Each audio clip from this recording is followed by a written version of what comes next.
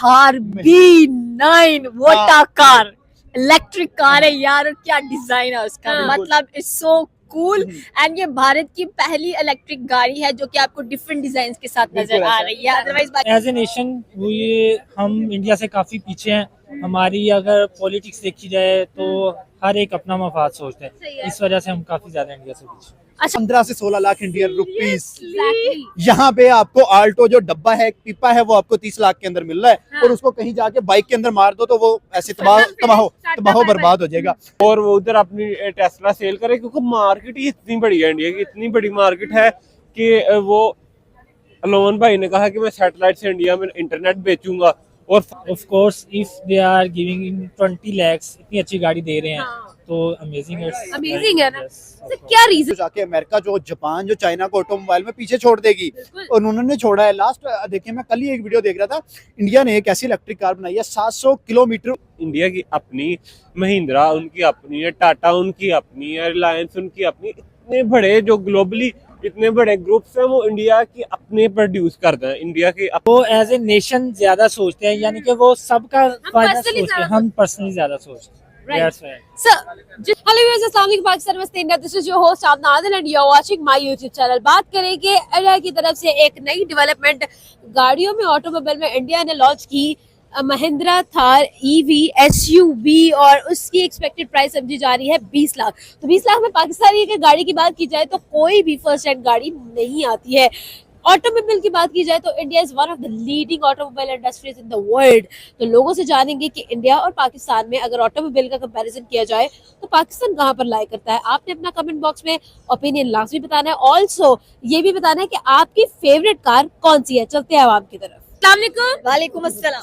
वालेकुम अस्सलाम। तो आज का हमारा सवाल है, हम लोग बात कर रहे हैं जी ऑटोमोबाइल इंडस्ट्री के बारे में। हम लोग देखते हैं भाई, एक जो है ऑल्टो जो है यहाँ पर हमें मिलती है ब्रांड न्यू 25 लाख की, और एट द सेम टाइम जब हम इंडिया की तरफ देखते हैं तो that same car is just 4 lakhs से। एक बहुत बड़ा डिफरेंस है, ठीक है, माना करेंसी का भी डिफरेंस है बट स्टिल डिफरेंस है।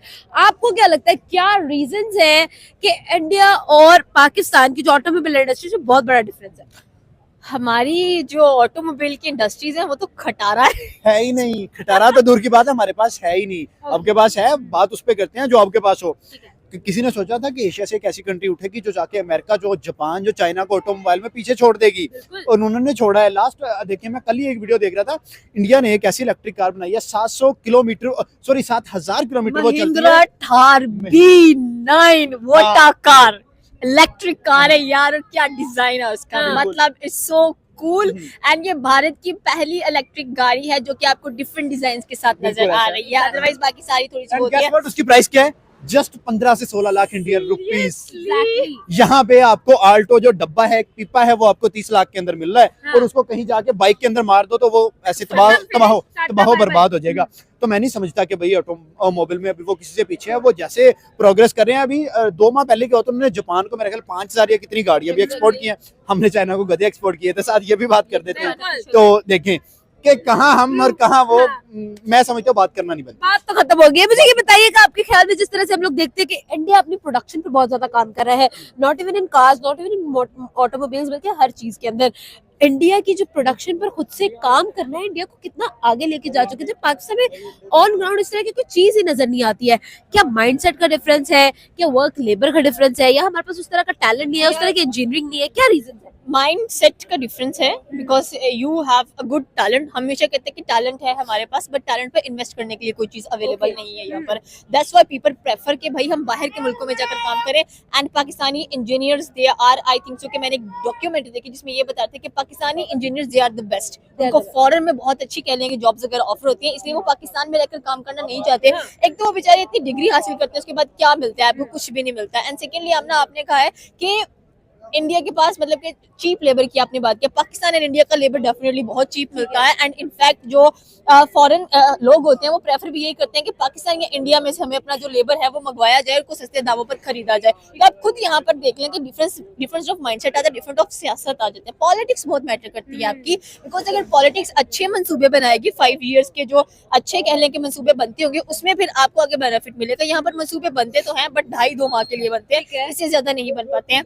आपने देखा होगा हमने सीपैक स्टार्ट किया, नवाज शरीफ की गवर्नमेंट आई, आधा सीपैक कंप्लीट हो जाता है, गवर्नमेंट चेंज होती है, सीपैक रुक जाता है। मतलब ये क्या चल रहा है आपके साथ? आपके पास इतने ज्यादा कह लें कि रूट्स हैं, पाकिस्तान स्टैंड्स मेजर, जहां पर आप कह लें कि रूट को इस्तेमाल करते हो ट्रेड करने के लिए। आपका गवादर पोर्ट कितना इंपॉर्टेंट है, बट राइट नाउ क्या चल रहा है उसके अंदर? कुछ भी नहीं चल रहा। आपकी हर चीज फ्लॉप नजर आ रही है।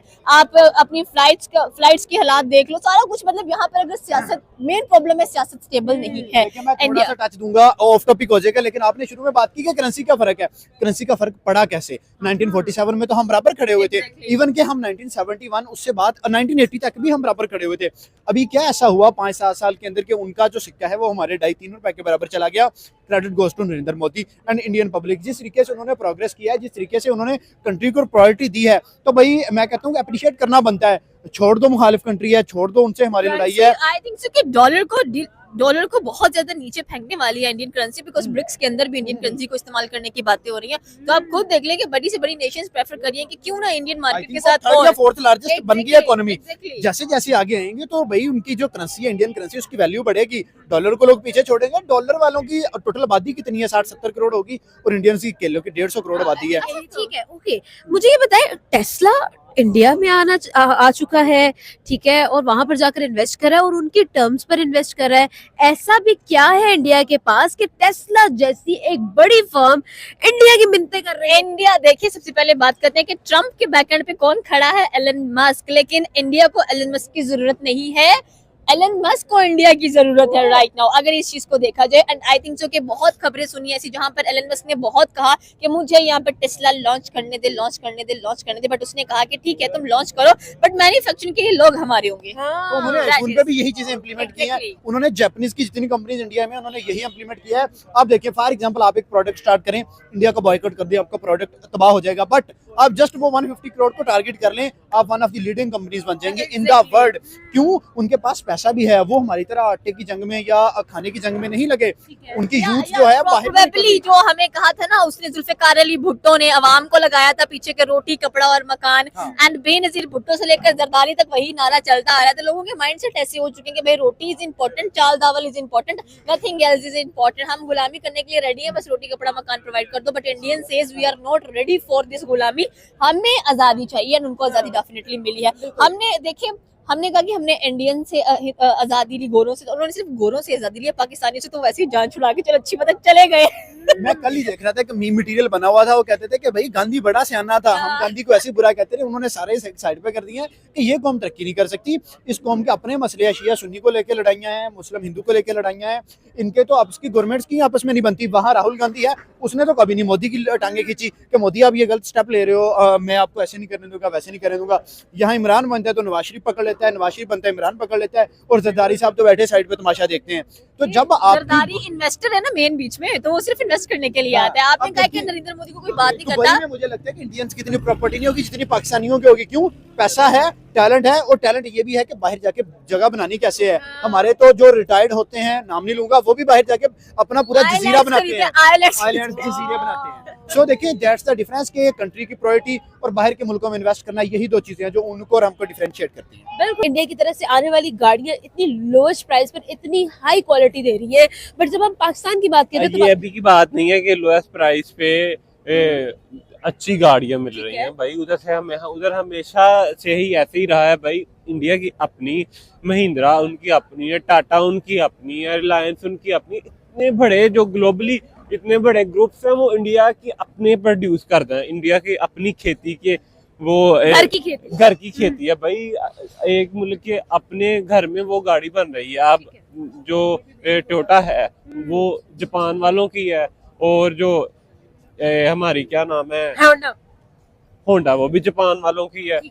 जो मर्सिडीज है वो जर्मनी से है, वो ऑडी जर्मनी जर्मनी से है। जो लैंड रोवर है, रेंज रोवर है, वो भी इंडियन है। बिल्कुल। तो भाई देखिए, आप इतने बड़े, जो ग्लोबली इतने बड़े ब्रांड वो इंडियन होंगे, तो जाहिर सी बात है। और इंडियन मार्केट भी बहुत बड़ी। इलोन मस्क चाह रहा है कि वो उधर जाके बैठ जाए और वो उधर अपनी टेस्ला सेल करे, क्योंकि मार्केट ही इतनी बड़ी है। इंडिया की इतनी बड़ी मार्केट है कि वो अलोन भाई ने कहा कि मैं सैटेलाइट से इंडिया में इंटरनेट बेचूंगा और फास्ट होगा और मेरी सेल बहुत होगी। और दूसरी साइड पे फेसबुक का सबसे बड़ा यूजर इंडिया है।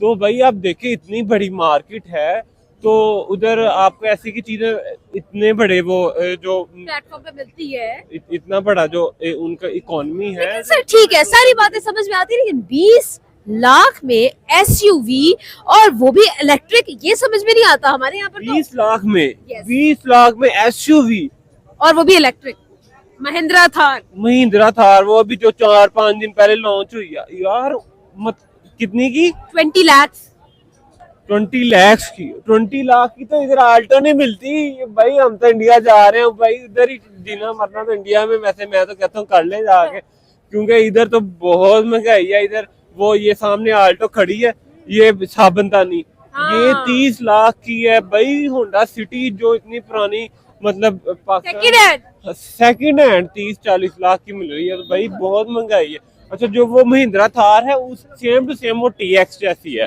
जो लैंड क्रूजर की टीएक्स अभी न्यू आई है ना, सेम टू सेम उसके जैसी है। मतलब मुझे लैंड क्रूजर को आप हाथ लगाओ तो उसके भी पैसे हैं भाई, बिल्कुल लैंड क्रूजर को आप हाथ लगाओ तो उसके भी पैसे हैं भाई। हाँ, बिल्कुल ऐसे ही है। महिंद्रा थार जो कि एक्सपेक्टेड प्राइस नजर आ रही है 20 लाख, एक एसयूवी ईवी गाड़ी है जो कि आपको सिर्फ 20 लाख में मिल रही है।